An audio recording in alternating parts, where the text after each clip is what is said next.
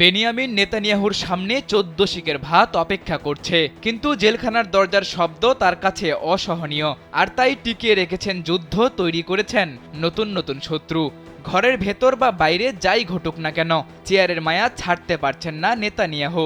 ক্ষমতায় টিকে থাকতে সবাইকে করেছেন জিম্মি, তারপরও প্রাণে বেঁচে থাকলে জেলখানায় হতে পারে নেতানিয়াহুর শেষ ঠিকানা।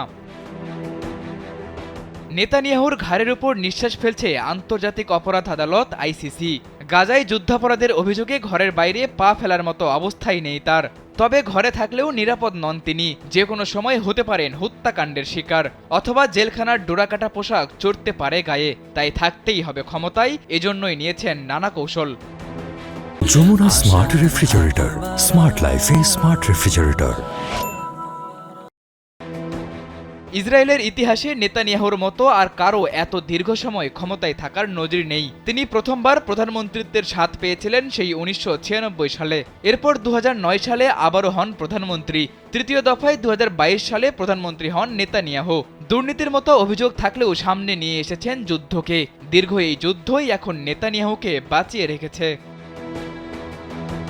ফিলিস্তিন, লেবাননে মানুষ মরছে, ইসরায়েলে বিক্ষোভ হচ্ছে, তারপরও নির্বাক নেতানিয়াহু। কিন্তু দুর্নীতির অভিযোগের গন্ধ এখনও গা থেকে মুছতে পারেননি। তাই কয়েক বছর আগে পুলিশি জেরার মুখে পড়তে হয়েছিল তাকে।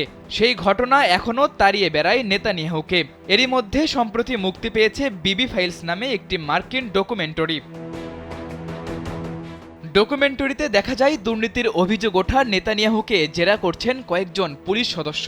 তখনও প্রধানমন্ত্রী ছিলেন নেতানিয়াহু। তার অনুমতি নিয়েই রেকর্ড করা হয় জেরার ওই ভিডিও। সেখানে দেখা যায় রাগে ক্ষোভে ফুঁসছেন নেতানিয়াহু। হাত চাপড়ে চাপড়ে যেন টেবিলই ভেঙে ফেলবেন তিনি। তারপরও রাগ কমছে না নেতানিয়াহুর।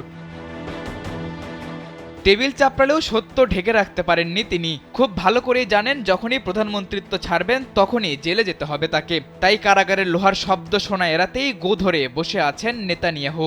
কিন্তু একসময় সব সুরক্ষা কবচ উঠে গেলে কে বাঁচাবে ইসরায়েলের ইতিহাসের সবচেয়ে বিতর্কিত এই প্রধানমন্ত্রীকে? সাদাতুর রাফি, কালবেলা।